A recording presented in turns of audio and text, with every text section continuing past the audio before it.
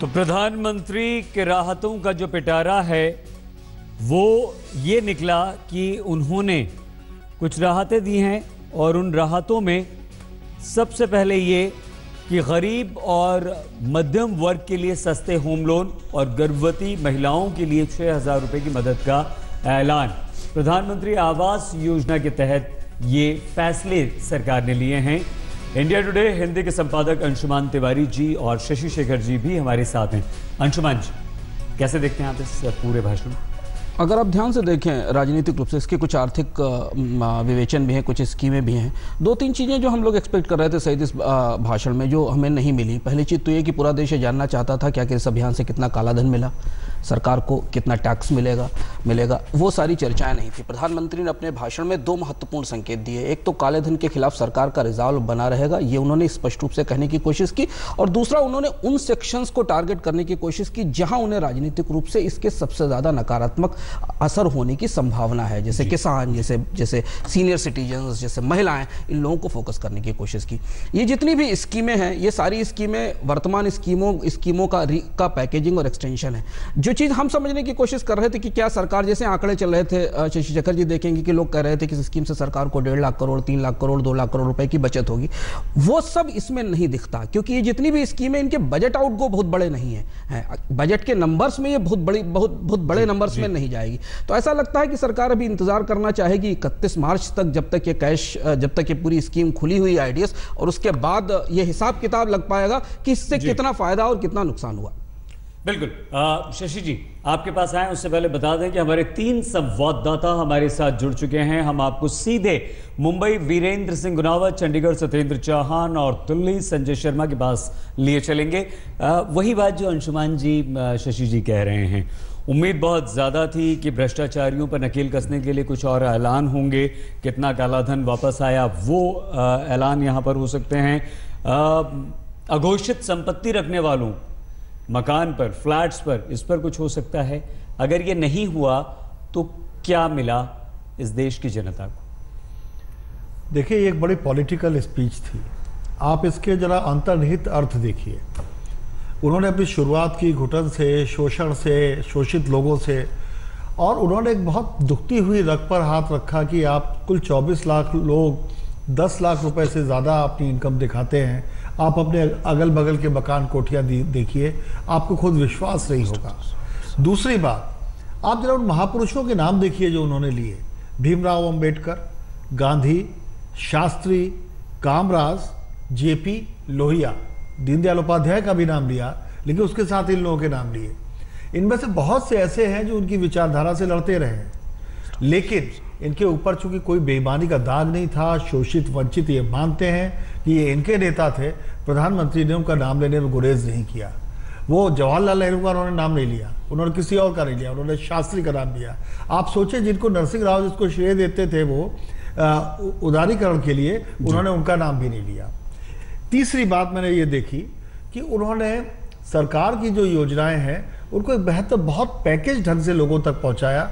मुझे लगता है वो जो काले धन पर जो उनका एक नैरेटिव है कि काला धन के खिलाफ मैं लड़ने वाले एक योद्धा के तौर पे जाना चाहूँ, उस पर अडिग थे, और चुनावों को दृष्टिगत कर वो उन लोगों को लगातार संबोधित कर रहे थे जो बड़ी संख्या में वोट डालने आते हैं। अंशुमान जी, आप सहमत हैं? आपने भी मैं सही एक बात और आपको रोक के बोलूंगा जी, जरूर। मैं आर्थिक इश्यूज को इसलिए नहीं कर रहा बोल रहा क्योंकि अंशुमान यहाँ बैठे हुए हैं, तो आर्थिक मुद्दे में इनके ऊपर छोड़ता हूं। बिल्कुल, हम उसी पर आ रहे थे। एक तो क्रेडिट गारंटी 1 करोड़ से 2 करोड़ किसानों के बारे में अंशुमान जी, हम उम्मीद कर रहे थे कि कोई बड़ा फैसला हो सकता है, कुछ ऐलान हो सकता है।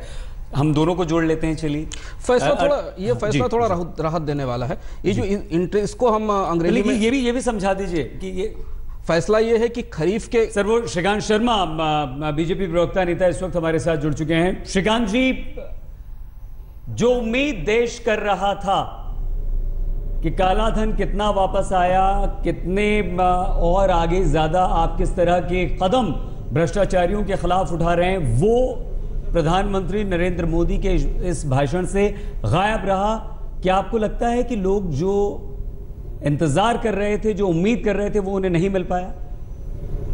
देखिए, जो आपका जो सवाल है उसका जवाब तो निश्चित रूप से सरकार देगी कि कितना आया, कितना आना था, कितना छपा, कितना छपना था। तो थोड़ा धैर्य रखिए। जो आज जो उन्होंने कहा है, आपको लगता है वो कम है? क्या आपको लगता है कि जो 2 महीने का जो क्रॉप लोन का जो ब्याज है वो माफ किया है वो कम है क्या? आपको लगता है कि जो गर्भवती महिलाएं उनको 6,000 रुपये उनके भोजन के लिए, टीकाकरण के लिए जो दिया जा रहा है सरकार की तरफ से, वो कम है क्या? और जो गरीब का घर बनाने का सपना होता है और उस पर जो उन्होंने इंटरेस्ट रेट कम किया है, वो एक बहुत बड़ा फैसला है। जिस तरीके से फसल की बुवाई हुई है, 6% सरसों और गेहूं की बुवाई ज्यादा हुई है, उसका उन्होंने जिक्र किया है। और जो लघु उद्योग हैं, जो छोटा व्यवसायी है, जो छोटा काम करने वाला है, अभी तक उसको क्रेडिट लिमिट 1 करोड़ थी, अब उसको 2 करोड़ की क्रेडिट लिमिट कर दी है। 2 करोड़ का जो कारोबारी है, पहले 8% टैक्स की गणना में उसकी इनकम आती थी, अब उसको 6% कर दिया है, तो 2% का उसको लाभ है। तो बहुत सारी जो योजना है वरिष्ठ नागरिकों के लिए, आप देखिए 10 साल तक आप जमा कराते हैं 7.5 लाख, तो आपको 8% का ब्याज प्रति महीने आप ले सकते हैं बैंक से। तो तमाम ऐसी योजना है। भीम ऐप का हम लोग मैक्सिमम उपयोग करें। तो मुझे लगता है कि आपको इसके पॉजिटिव पक्ष भी थोड़ा सा रखना चाहिए। आलोचना तो आप करिए, क्योंकि आलोचना करने का आपका अधिकार है, और आपकी आलोचनाओं में से ही हम बहुत कुछ और आगे करेंगे, इसलिए आपकी आलोचना भी बहुत जरूरी है। लेकिन इसका एक सकारात्मक जो पक्ष है उसको भी मुझे लगता है कि आज तक के दर्शकों के सामने आपको रखना चाहिए। बिल्कुल श्रीकांत जी। संजय झा जी, अगर श्रीकांत जी की बात माने तो ठीक है, काम सब हो रहे हैं, काले धन पर नकेल कसने की कोशिश की गई है, भ्रष्टाचारियों को पकड़ने की तमाम कोशिशें की गई हैं, और ये योजनाएं जो हैं वो चाहे वृद्धों के लिए हो, सीनियर सिटीजन्स के लिए हो, गर्भवती महिलाओं के लिए हो, मध्यम वर्ग के लिए हो, बेघरों के लिए हो, क्या आपको लगता है कि पर्याप्त है संजय जी? देखिए, मुझे बहुत सच्चाई में ये कहना पड़ेगा कि बहुत ही निराशाजनक ये भाषण था प्रधानमंत्री का। देखिए, सब लोगों में ये उम्मीद था कि इतना बयानबाजी हुआ है मोदी जी से कि हम काला धन को हम खत्म कर देंगे नोटबंदी के बाद, और यहाँ पर जो काला धन का जहाँ उत्पादन होता है, जहाँ पर हम लोग सब जानते हैं संपत्ति पर हो या स्टॉक मार्केट पर हो या टैक्स हेवंस में हो, उस पर ये कड़ी कदम उठाएंगे। ये एक संदेश भेजेंगे कि मैं सचमुच मैं कुछ करने वाला हूं। भाषण पर भी बोल दीजिए, जुमलेबाजी श्रीकांत जी कह रहे हैं, संजय झा जी मैं नौटंकी कर रहा हूं। संजय झा जी, वो संजय झा जी पहले आप वो जो गरीबों को मकान बनाने के लिए टैक्स पर राहत दी गई है, लोन दिया गया, उस पर राहत दी गई है, क्या आप सहमत हैं? आपको लगता है कि अच्छा कदम है? गर्भवती महिलाओं को 6,000 रुपए दिए जाएंगे, क्या आपको लगता है ठीक है? छोटे व्यापारियों के लिए 2 करोड़ रुपए क्रेडिट लिमिट है, उसकी सिक्योरिटी, क्या ये ठीक है? आपको मुझे लगता है कि प्रधानमंत्री ने अपने ही भाषण को ठीक से पढ़ा नहीं।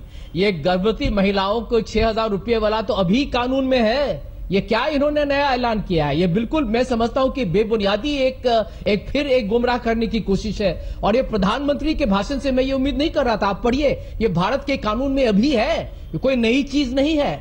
देखिए, इसीलिए प्रधानमंत्री की विश्वसनीयता पर बड़े प्रश्न उठते हैं। वो एक 15 लाख का जुमला और ये 50 दिन के जुमले के बीच में वो फंसे हुए हैं। वो 50 दिन हो चुके हैं। प्रधानमंत्री से आज हम ये उम्मीद करते थे कि वो ये बताएं कि उन्होंने कहा था कि हमें 50 दिन दीजिए, तो हम ये पूछना चाहते थे कि कल के बाद क्या भारत का हर एक आम आदमी जब बैंक में जाएगा तो अपने पैसे उठा सकेगा? क्या अपने पैसे को विदाउट लिमिट वो विड्रॉ कर सकेगा? क्या हमारे पास एटीएम में क्यों नहीं रहेंगे? क्या हमारे सब एटीएम से जितने पैसे मुझे विड्रॉ करने की मुझे क्षमता है, आजादी है, क्या मैं कर पाऊंगा?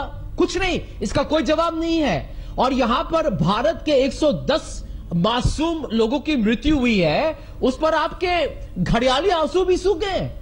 हम समझते हैं कि प्रधानमंत्री को इस बात का जवाब देना था कि आपका देश के लोगों ने आप पर विश्वास किया, आप पर आम आदमी लाइन में खड़ा रहा, उसने विरोध भी नहीं किया, उस पर संजय जी परेशानी तबाही के बावजूद उसने कुछ नहीं कहा। आपने कहा कि आपके साथ है। शशि जी सवाल पूछना चाह रहे हैं, आप सुन लीजिए प्लीज। संजय जी, संजय मेरा सवाल आपसे ये है कि आप जो बात कह रहे हैं, लेकिन आपका संदेश जनता तक तो पहुंच नहीं रहा। हम जब ग्राउंड से रिपोर्ट लेते हैं तो वहां तो ये आता है कि लोग ये मानते हैं कि प्रधानमंत्री बिल्कुल सही रास्ते पे चल रहे हैं। अगर इतनी तकलीफें लोगों ने झेली हैं जो आप कह रहे हैं, तो उसका आप मैसेज कन्वे क्यों नहीं कर पा रहे? आखिर विपक्ष अपने काम को सही तरीके से अंजाम क्यों नहीं दे पा रहा है? शशि जी, मुझे नहीं मालूम आप कहां से आपको ये सूचना मिली है। कल मैं भी एक दूसरे राज्य में गया हुआ था और वहां हर शख्स ने हमें यही कहा था कि उनकी जो मैं समझता हूं कि नाराजगी हो या जो जितने नाखुश हैं, इसका आप यदि चाहते हैं कि इसका सबूत आपको मिले, तब तो आपको चुनाव के लिए इंतजार कीजिए आप। परंतु हम समझते हैं कि इस वक्त भारत के 125 करोड़ लोग बिल्कुल तबाह और परेशान हो चुके हैं। यहां पर काला धन एक चुनावी मुद्दा हो गया है। यह बहुत ही हम समझते हैं कि खेदजनक है, क्योंकि काला धन का उत्पादन बंद करने पर मोदी जी ने कुछ कदम नहीं उठाए हैं। और जो सबसे बड़े अपराधी और मगरमच्छ है, आप लोग भी जानते हैं, आप लोग बहुत अनुभवी लोग हैं पैनल में, कि उन पर कोई भी कार्रवाई नहीं की गई है। और इसीलिए यदि मोदी जी को आज ये कहना चाहिए था कि सामान्य तरीके से जिंदगी कैसे बढ़ेगी, और यदि बढ़ेगी तो क्या काला धन वापस आ गया? आपने आज तक 15 लाख करोड़ रुपए में कितने काला धन वापस लाए? क्या भारत के आम लोगों ने जो श्रीकांत जी जवाब दीजिए, क्या वो सही रहा? संजय जी, श्रीकांत जी रेस्पॉन्ड करना चाह रहे हैं आपकी बात। जानबूझ के लोगों को गुमराह किया। मैं अपने काबिल मित्र संजय जी को मैं से इतनी ही प्रार्थना करना चाहता हूं कि ये जो प्रोजेक्ट की बात करें गर्भवती महिलाओं के लिए, ये 53 डिस्ट्रिक्ट में एक पायलट प्रोजेक्ट की तरफ चल रहा था और उसमें 4000 की हम मदद दे रहे थे गर्भवती महिलाओं को। अब ये 650 जिलों में 6000 की मदद हम गर्भवती महिलाओं को देंगे, नंबर 1। नंबर 2, मेरे काबिल मित्र ने कहा कि कोई बड़ी मछली नहीं पकड़ी जा रही है। देखिए, कोई बड़ी मछली हो या छोटी मछली हो, जिसने भी गलत काम किया है वो रडार पर है, निश्चित रूप से कानून अपना काम करेगा। लेकिन दुर्भाग्य इस देश का यह है कि जब बड़ी मछलियों पर कार्रवाई की जाती है तो कोई मुख्यमंत्री धरना देता है, प्रधानमंत्री के बारे में अपशब्द कहता है, लेकिन उसके बावजूद भी ये सरकार किसी से डरने वाली नहीं है, चाहे कोई अपना हो या पराया हो। जिसने भी गलत काम किया है वो उसको कानून का सामना करना पड़ेगा। और एक बात, मैं बहुत वरिष्ठ लोगों का पैनल आज तक पर है, मैं इतना जरूर कहना चाहता हूं कि अब कांग्रेस के मित्रों को, क्योंकि ये सरकार 2.5 साल अपना पूरा कर चुकी है और ये देश थोड़ा तरक्की की तरफ बढ़ रहा है, हम भ्रष्टाचार को, काले धन को इस देश से कैसे समाप्त करें, दोबारा से वो खरपतवार पैदा ना हो, इसके लिए भी एक पहल हम सबको मिलकर करनी चाहिए। आलोचना करिए, कंस्ट्रक्टिव आलोचना करिए, आपका खूब स्वागत है, लेकिन बरगलाइए मत। श्रीकांत जी, हम आपको रोक रहे हैं यहाँ पर। अंशुमान जी भी कुछ रिएक्ट करना चाहते हैं, कुछ पूछना भी चाहते हैं, लेकिन उससे पहले किस तरह से किसानों को, व्यापारियों को, मध्यम वर्ग को राहत दी है प्रधानमंत्री नरेंद्र मोदी ने, सुन लेते हैं। अब प्रधानमंत्री आवास योजना के तहत शहरों में इस वर्ग को नए घर देने के लिए 2 नई स्कीमें बनाई गई हैं। इसके तहत 2017 में घर बनाने के लिए 9 लाख रुपए तक के कर्ज पर ब्याज में 4% की छूट और 12 लाख रुपए तक के कर्ज पर ब्याज में 3% की छूट दी जाएगी। डिस्ट्रिक्ट कोऑपरेटिव सेंट्रल बैंक और प्राइमरी सोसाइटी से जिन किसानों ने खरीफ और रबी की बुआई के लिए कर्ज लिया था, उस कर्ज के 60 दिन का ब्याज सरकार वहन करेगी और किसानों के खातों में ट्रांसफर करेगी। कोऑपरेटिव बैंक और सोसाइटी से किसानों को और ज्यादा कर्ज मिल सके, इसके लिए उपाय किए गए हैं। नाबार्ड ने पिछले महीने 21,000 करोड़ रुपए की व्यवस्था की थी। अब सरकार इसे लगभग 2 गुना करते हुए इसमें 20,000 करोड़ रुपए और जोड़ रही है।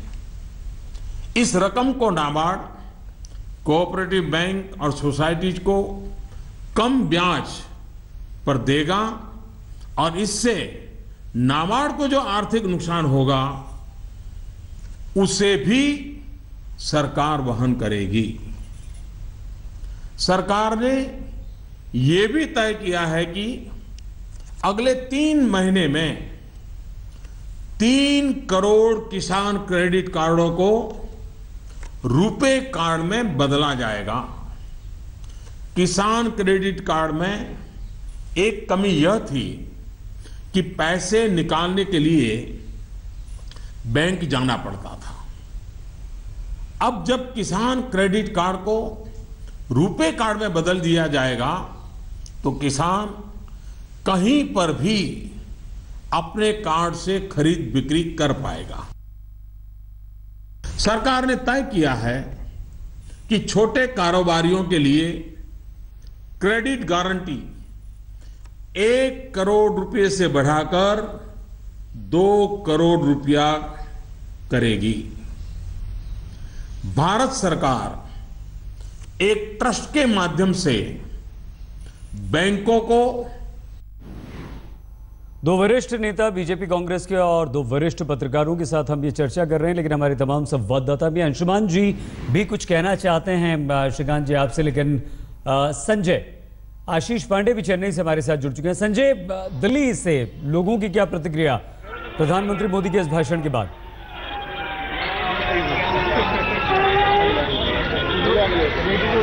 मैं यहाँ लोगों से ही घिरा हुआ हूँ और लोगों से बात करता हूँ जिन्होंने प्रधानमंत्री का भाषण सुना है। भाषण सुनने के बाद उम्मीदों का ग्राफ कितना चढ़ा, कितना गिरा? देखिए, देश बहुत आगे की ओर जा रहा है। प्रधानमंत्री देश को आज नए साल के रूप में उन्होंने तोहफा दिया है। होम लोन सस्ते किए हैं, महिलाओं के लिए, सीनियर संजय आपको रोकना पड़ेगा, इस वक्त हमारे साथ केंद्रीय ऊर्जा मंत्री पीयूष गोयल जुड़ चुके हैं। और दूसरी बात, पीयूष जी, कांग्रेस ये आरोप लगा रही है कि नया कुछ भी नहीं था और जिसका सबसे ज्यादा इंतजार था कि आपने काले धन पे क्या किया, कुछ आंकड़े दीजिए, कितने लोगों पर कार्रवाई हुई। कांग्रेस सीधे सीधे प्रधानमंत्री मोदी के इस भाषण को नकार रही है, फ्लॉप बता रही है। मैं सबसे पहले तो मैं आपके व्यूअर्स को हम सबकी तरफ से नव वर्ष की शुभकामनाएं देना चाहूँगा और उम्मीद करता हूँ कि ये वर्ष सभी के लिए मंगलमय हो, सबके लिए बहुत खुशियाँ लेके आए। जहाँ तक कांग्रेस का सवाल है भाई साहब, अब कब तक हम उनकी ये रोना रोते रहेंगे? उनकी हालत क्या है वो तो आप जानते हैं।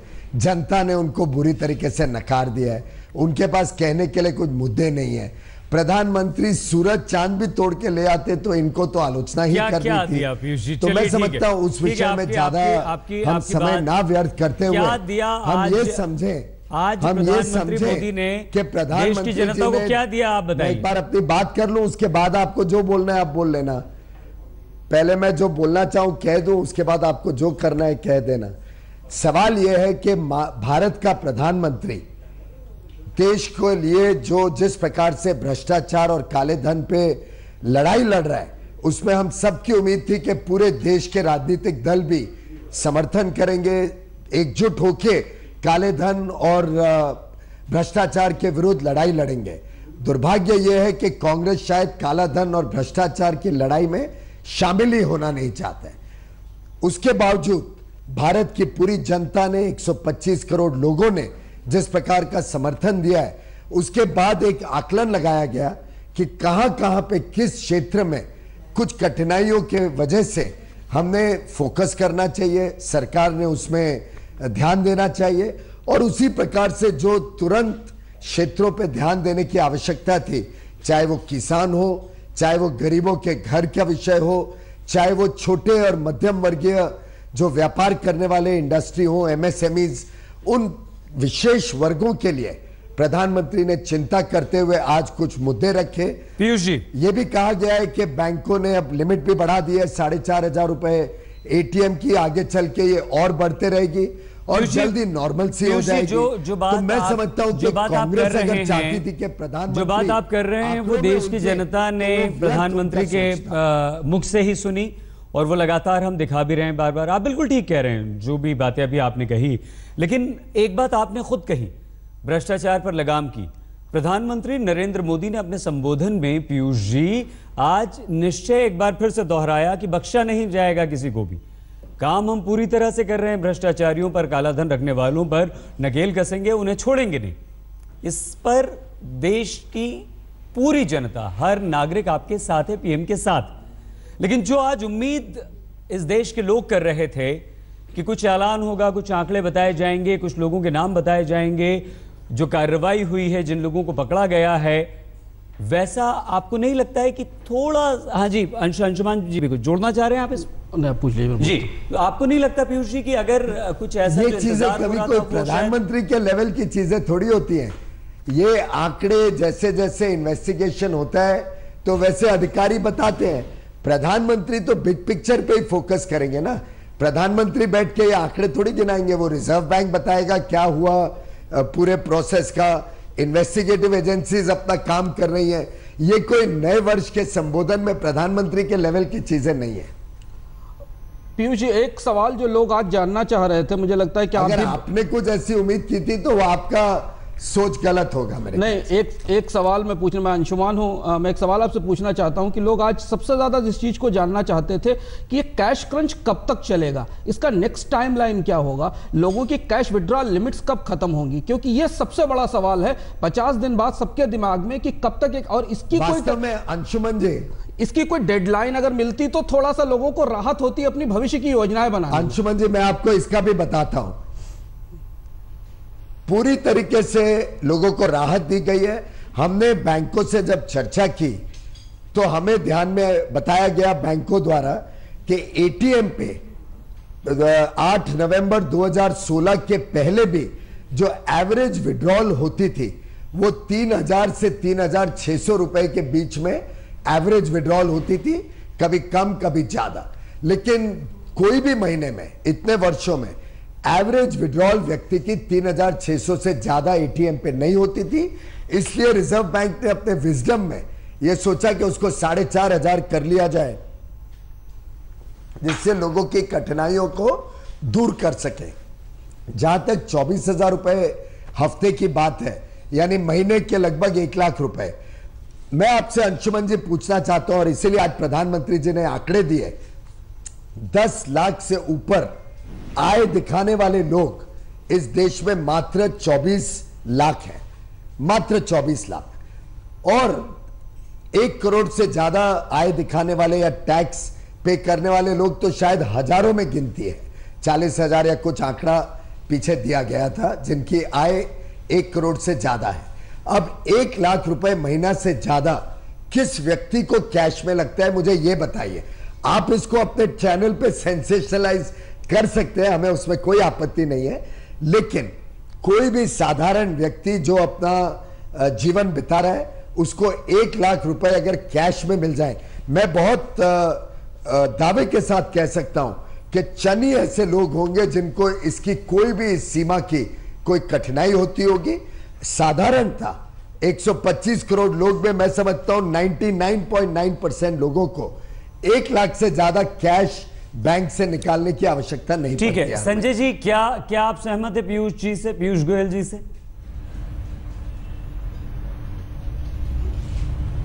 देखिए, मुझे ये बहुत ही हास्ययोग लगा कि यहाँ पर पीयूष गोयल जी कहते हैं कि ये प्रधानमंत्री तो आरबीआई के गवर्नर नहीं है।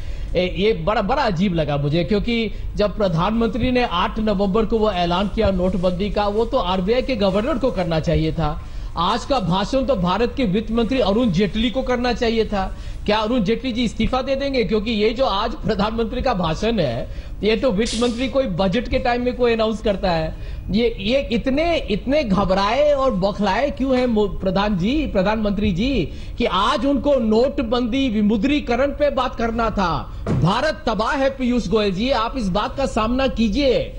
आप जो यहाँ पे छोटी मोटी स्कीम्स की बात कर रहे हैं, उस पर भी किसान को पैसे का उनका डेट और बढ़ेगा, उनको भी इंटरेस्ट के लिए, उनको भी उसके लिए सर्विसिंग के लिए उनको और भी पैसे चाहिए। लेकिन आज ग्रामीण क्षेत्र में 20 से 25 लाख नौकरी चली गई है, मंदी आ चुकी है, जीडीपी भारत का गिरेगा। आप लोग ये क्या अनुमान लेके यहाँ पर आप स्कीम अनाउंस कर रहे हैं, लेकिन आपने ये नहीं बताया कि काला धन आया या नहीं आया। आपको ये हम लोगों ने प्रश्न पूछा है। संजय जी जवाब भी सुन लीजिए प्लीज। यदि काला धन नहीं आया तो आप इस बात को मानने के लिए तैयार हैं कि नोटबंदी विफल हुआ या नहीं हुआ? और देखिए सच तो ये है पीयूष जी, कि काला धन संजय जी आपको रोकना होगा यहाँ पर। आधिकारिक जवाब हम जरूर पीयूष गोयल जी से लेंगे, लेकिन कांग्रेस की प्रेस कॉन्फ्रेंस इस वक्त चल रही है, सीधे लिए चलते हैं। मोदी जी की नीतियां देश के गरीब के लिए नासूर बन गई हैं। बात तो करते हैं 125 करोड़ देशवासियों की और नीतियां हमेशा बनाते हैं अपने 50 उद्योगपति मित्रों के लिए। सबसे अधिक उम्मीद देशवासियों को प्रधानमंत्री जी। पीयूष जी, अंशुमान जी एक सवाल और पूछना चाह रहे हैं, लेकिन उससे पहले आपकी नीतियों को कांग्रेस अब नासूर बता रही है। संजय जी की बात का जवाब दे दो। संजय जी भी और देखिए प्रेस कॉन्फ्रेंस भी कर दी है कांग्रेस ने, नकार दिया है प्रधानमंत्री कांग्रेस की तो हालत आप सभी जानते हैं। और आज के भाषण में तो स्पष्ट हो गया कि ये जो आज का भाषण था ये धन्यवाद करने का भाषण था। भारत की जनता ने जो समर्थन, जो आशीर्वाद नोटबंदी को दिया, उसके लिए उन्होंने धन्यवाद किया लोगों को। और जिन सेक्शन ऑफ लोगों को कठिनाई हुई है, उस कठिनाई को दूर करने के लिए, उसकी राहत देने के लिए कुछ योजनाओं का जिक्र किया। मैं संजय जी की बात को जरा ठीक कर दूं, वित्त मंत्री का बजट 1 फरवरी को आने वाला है और उसके बाद तो वैसे ही कांग्रेस को और भी ज्यादा तकलीफ हो जाएगी, क्योंकि देश की अर्थव्यवस्था भी मजबूत हुई है और देश की जनता के लिए भी बहुत सारी चीजें सरकार ने की है, आगे करेगी। प्रधानमंत्री ने धन्यवाद करते हुए साथ में कुछ विषय ऐसे जोड़ के कहे जिसमें जो तुरंत राहत मिल सके लोगों को, उन विषयों पे बल दिया गया, उन पे ध्यान आकर्षित किया गया। कांग्रेस को 50 उद्योगपति शायद ज्यादा भाते हैं जिनकी बात वो बार बार करते हैं। मुझे आज की बात में तो उद्योगपति का कोई जिक्र या उनको कोई लाभ दिख नहीं रहा है। मुझे पता नहीं कौन सा भाषण कांग्रेस के लोगों ने सुना जिसके बेसिस पे ये बेबुनियादी बातें कर रहे हैं। बोलिए संजय जी। पीयूष जी, एक छोटा सा प्रश्न, आप लोग क्यों नहीं इस बात को एक सार्वजनिक तरीके से रख देते हैं दुनिया के सामने कि नोटबंदी के पहले कितने शख्स ने 25 लाख डिपॉजिट बैंकों में डाले हैं? आप जरा उसका एक खुलासा कर दें तो हम समझेंगे कि आप पारदर्शिता में विश्वास करते हैं, क्योंकि आपकी पार्टी तो ये भी बताने के लिए तैयार नहीं है। आप लोग आरबीआई पे इतना दबाव डाले हैं कि आरबीआई ये बताने के लिए तैयार नहीं है कि नोटबंदी का जो पूरा निर्णय लिया वो किसने लिया। तो आप जरा ये बताइए, क्योंकि ये बहुत बड़ा एक मुद्दा है कि पब्लिक सेक्टर बैंक्स में डिपॉजिट्स बहुत बढ़े और ये आरोप आपके सरकार पर लग रहा है कि क्या नोटबंदी की सूचना आपके मित्रों, आपके समर्थक, आपके उद्योगपति दोस्तों को क्या पहले से मालूम था? और ये गहरा आरोप है, आपको इस पर आपकी जिम्मेदारी है, आप उत्तरदायी हैं कि इसका जवाब दें। आपको शायद संजय जी, आप भी बहुत अर्थव्यवस्था समझने वाले व्यक्ति हैं। 2-3 चीजें आपको बता दूं। पहली बात तो ये सब हमारे जो पॉलिटिकल पार्टी के अकाउंट्स होते हैं वो सब ऑडिट होके वेबसाइट पे आते हैं, वो आप भी जानते हैं। दूसरी बात, एबनॉर्मल कोई एक्टिविटी होती है तो उसकी इन्वेस्टिगेटिव एजेंसीज जांच करती हैं। बैंकिंग सेक्टर के कोई जानकारी के किस अकाउंट में कितना डिपॉजिट हुआ, वो मैं भी सरकार में होते हुए बैंक से नहीं ले सकता हूं। आपकी जानकारी के लिए, ये बैंकिंग कॉन्फिडेंशियलिटी आप मेरे से ज्यादा जानते होंगे मुझे लगता है। चौथी बात जहां तक रही कि निर्णय किसने लिया, ये तो बहुत स्पष्ट, इसके ऊपर स्टैंडिंग कमेटी ऑफ फाइनेंस में, जहां पे आप भारत के पूर्व प्रधानमंत्री भी बैठते हैं, उसमें भी चर्चा हो के उनको जानकारी दी गई।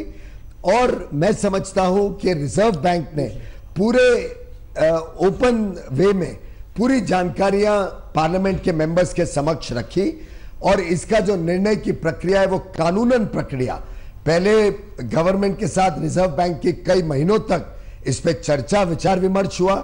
निर्णय रिजर्व बैंक के बोर्ड ने लिया, बोर्ड ने निर्णय लेकर रेकमेंड करके सरकार को भेजा और सरकार, इसका फाइनल निर्णय सरकार को ही लेना पड़ता है, जो हमारे कैबिनेट में हम सब ने डिस्कस किया। और अभी ऑर्डिनेंस के माध्यम से एक्चुअल डिमोनेटाइजेशन को इफेक्ट दिया गया है, जो ऑर्डिनेंस अभी माननीय राष्ट्रपति जी ने अप्रूव किया है। तो सब कुछ ओपन है। कोई आपके हिसाब से कोई इसमें षड्यंत्र जो दिख रहा है, मुझे तो कोई पता नहीं आप क्या आकलन लगा रहे हैं। और जहां तक रही बात कि काला धन के नंबर्स की, पैसा तो बैंक में आया, ये सबसे बड़ी उपलब्धि है कि जो पैसा टोटली अनअकाउंटेड था अब उसका ट्रेल हो गया है, वो बैंक में आया है। जो पैसा बैंक में आया उसकी पूरी छानबीन होगी, एक एक पैसे में जिसमें कोई डाउट आता है या कोई एबनॉर्मल एक्टिविटी दिखती है वो इन्वेस्टिगेटिव एजेंसीज उसकी जांच करेंगी। तो मैं समझता हूं आप बेकार के लिए इतना ज्यादा उतावले हो रहे हैं आज के दिन। संजय जी आएंगे आपके पास। पीयूष जी भी, अंशुमान जी एक सवाल पूछना चाह रहे हैं। अंशुमान मेरा जी, सवाल वो आपने के जवाब के बीच में छूट गया था और लोग जो जानना चाह रहे हैं ट्विटर पे हमसे पूछना चाहते हैं वो हम आपसे जानना चाहेंगे कि जैसे प्रधानमंत्री ने डिमोनेटाइजेशन की एक समय सीमा तय की थी, क्या आपने रिमोनेटाइजेशन की भी कोई समय सीमा तय की है कि कब इकोनॉमी को पूरी तरह रिमोनेटाइज कर दिया जाएगा, किस डेडलाइन तक? क्योंकि ये एक सवाल उद्योग। अच्छा मैं वो विषय रह गया था जी, रिमोनेटाइज ये सवाल रह गया था। वास्तव में जैसा मैंने पहले बताया कि आज के दिन एटीएम की भी ट्रांजैक्शंस पूरी स्टडी करके ध्यान आया कि कितना अमाउंट एवरेज विड्रॉ होता था, इसलिए उसको भी 4,500 कर दिया। 1 लाख से ज्यादा अधिक कोई विड्रॉल्स की कोई चंद ही लोगों को जरूरत होगी और वो सब ऐसे लोग हैं जो डिजिटल या क्रेडिट कार्ड डेबिट कार्ड से पूरी तरीके से अपनी पेमेंट कर सकते हैं। आज ऐसा जो व्यक्ति 10 लाख से अधिक कमाता है उसको छोड़ के तो और कोई 1 लाख रुपए बैंक से विड्रॉ करने वाला है नहीं, और वैसे व्यक्तियों के लिए पर्याप्त साधन है अपने ट्रांजैक्शंस को करने के लिए, अपने पूरे व्यापार को, अपने जीवन को बिताने के लिए। क्या उसके बावजूद स्वाभाविक है कि आज आप खुद देख रहे हैं कि कोई बैंकों के बाहर लाइन नहीं है, कि इधर 10-5 लोग हों, उसको छोड़ के कोई भी चैनल में करंट कोई दिखा नहीं पाया है कि किधर भी लाइन है, किधर कोई कठिनाई है। और स्वाभाविक है अब इतना पैसा मार्केट में आ चुका है नए नोटों का और इतना रीसर्कुलेट हो रहा है, और रोज ही बैंकों में लगभग अब तो 100% हो जाएगा कल के बाद, पर लगभग 90-95% नए नोट आ रहे थे। 9,000 9,500 करोड़ रुपए के नए नोट रोज रीडिपॉजिट हो रहे हैं बैंक में, जो फिर इश्यू हो रहे हैं। तो सर्कुलेशन लगभग नॉर्मलाइज होते जा रहा है, और आज प्रधानमंत्री जी ने बैंकों को अर्ज किया है कि वो जल्द से जल्द नॉर्मलाइज करें अपने बैंकिंग ऑपरेशंस। तो मैं समझता हूं कोई ज्यादा लंबा अभी समय नहीं लगेगा, पर्याप्त मात्रा में नॉर्मलसी आ चुकी है, थोड़ी बाकी है वो, और आगे के कुछ दिनों में वो भी नॉर्मलसी आ जाएगी। ठीक है पीयूष जी। शशि शेखर जी भी हमारे साथ हैं, उन्हें भी हम इस चर्चा में शामिल कर लेते हैं। शशि जी, क्या आज जो प्रधानमंत्री नरेंद्र मोदी ने 6,000 रुपये की गर्भवती महिलाओं की बात की, बेघरों के लिए घर की बात की, जिनके पास जो मध्यम वर्ग या निम्न मध्यम वर्ग के लोग हैं उन लोगों को लोन देने की बात की, क्या अब उससे हटकर सिर्फ चर्चा इसी बात पर होगी कि डिमोनेटाइजेशन का क्या होगा, समय सीमा क्या होगी, एटीएम बैंक्स के बाहर लाइन कम हुई या नहीं हुई, या अब वो सब गौड़ है, अभी मुख्य मुद्दा यही है? देखिए, प्रधानमंत्री ने सीधे सीधे हाशिए पे पड़े हुए लोगों को एड्रेस किया है सब। तो वो विषय आपको ये इनफैक्ट सवाल मुझसे था पीयूष जी, आप अगर जवाब देना चाहें तो आपका स्वागत है। तो प्रधानमंत्री ने, आपकी बात एकदम सही है। आज के दिन विषय आगे का है, पास तो लगभग बहुत स्मूथली खत्म हो चुका है। तो मेरे ख्याल से मैं आपकी बात से पूरी तरीके से सहमत हूं कि अब हमें आगे की भारत की अर्थव्यवस्था कैसे ईमानदार हो, कैसे भ्रष्टाचार और कालाधन को खत्म करने की लड़ाई में जो एक के बाद एक कदम प्रधानमंत्री ने लिए हैं, इसका परिणाम कैसे होगा, कैसे इनफॉर्मल इकोनॉमी फॉर्मल इकोनॉमी में बढ़ेगी, डिजिटलाइजेशन के माध्यम से कैसे भारत की अर्थव्यवस्था सुधरेगी। अब मेरे ख्याल से समय उन विषयों पर चर्चा करने का आ गया है। तो मैं जो अपनी बात कह रहा था आपसे सईद की, प्रधानमंत्री ने सीधे सीधे हाशिए पे पड़े हुए लोगों को अपने इस भाषण में आज एड्रेस किया, और किसी भी पॉलिटिकल आदमी से ये उम्मीद की जाती है कि वो इस तरीके का करे। पीयूष जी की भी अगर आप सारी बात सुन लीजिए तो एक औसत दे रहे हैं कि औसत 3,000 से 3,600 के बीच पे लोग निकालते हैं, 4,500 आप निकाल सकते हैं। वो एक औसत दे रहे हैं कि 10 लाख रुपए से ज़्यादा कमाने वाले, 10 लाख या उससे ज़्यादा कमाने वाले कुल 24 लाख लोग हैं। देखिए, दिक्कतें सिर्फ इसी की नहीं है कि पैसे कितने मिल रहे हैं, कितने नहीं मिल रहे हैं। असल बात यह है कि व्यापार का जो पहिया रुक गया है वो कैसे आगे बढ़ेगा, उसके लिए कोई बहुत ठोस गंभीर बात अभी तक सुनाई नहीं पड़ रही है। लेकिन अगर मैं इसको पॉलिटिकली देखता हूं, जैसे मैंने कहा मैं आर्थिक मुद्दों को इसलिए नहीं छूंगा क्योंकि अंशुमान यहाँ बैठे हुए हैं, तो अगर मैं पॉलिटिकली देखता हूं तो पॉलिटिकल जो उनका वोट बैंक है उसके लिए वो बिल्कुल करेक्ट उनकी एक एनालिसिस है और वो उस हिसाब से बढ़ रहे हैं। पीयूष जी कुछ कहना चाहेंगे आप? मैं समझता हूं यहां पे कोई पॉलिटिकल या राजनीतिक इशू नहीं है। जिन वर्गों को कुछ कठिनाई हुई उन वर्गों को फोकस करके प्रधानमंत्री जी ने आज कुछ बातें रखी हैं। व्यापार का आपने जैसे बताया, व्यापारियों को कैश कम होने से, कैश बैंक में जमा होने से अब फॉर्मल इकोनॉमी से जुड़ने के लिए प्रधानमंत्री जी ने आह्वान किया है। सबको कहा है कि देखिए पुरानी बीती बातों को भूल जाते हैं, आप भी भूलिए हम भी भूलें। हम कोई पोस्टमार्टम नहीं करेंगे कि आपने अभी 300 लोगों को कॉन्ट्रैक्ट में दिखाया, पहले तो आप 100 ही दिखाते थे, तो पहले क्या होता था? पहले आपका टर्नओवर साल में सिर्फ 2 करोड़ था, अब महीने में 50 लाख 1 करोड़ 2 करोड़ हो गया है। तो पहले क्या था? हम भी चाहते हैं कि हो सकता है कई लोग हालत के मजबूर थे कि जिन्होंने गलत काम भी करना पड़ा, कम से कम भारत आगे चले तो सुधरे, आगे तो ईमानदार रास्ते पे चले और उसके लिए उनको कैश क्रेडिट लिमिट ज्यादा मिले। जो कैश उन्होंने बैंक में जमा किया उसको भी कंसिडर करके टर्नओवर को कैलकुलेट किया जाए। ऐसे कुछ मुद्दे उन्होंने रखे हैं जिससे व्यापार करने में और सुविधा होगी और कैश फ्लो, जो आपने अभी बात कही कि छोटे और मध्यम वर्गीय व्यापारियों को अगर कुछ कठिनाई आई है तो उनको बैंकिंग माध्यम से सस्ते दर पे कैसे पैसा मिलके वो अपना व्यापार और तेजी से बढ़ा सके, ईमानदार व्यापार। पीयूष जी बहुत धन्यवाद आपका। पीयूष गोयल जी, आज तक के लिए आपने समय निकाला और हमारे विद्वजनों से, हमारे साथियों से आपने बात भी की, उनके सवालों के जवाब दिए, बहुत धन्यवाद। शशि शेखर जी, अंशुमान तिवारी जी दोनों हमारे साथ बने रहेंगे, इस चर्चा को हम आगे बढ़ाएंगे।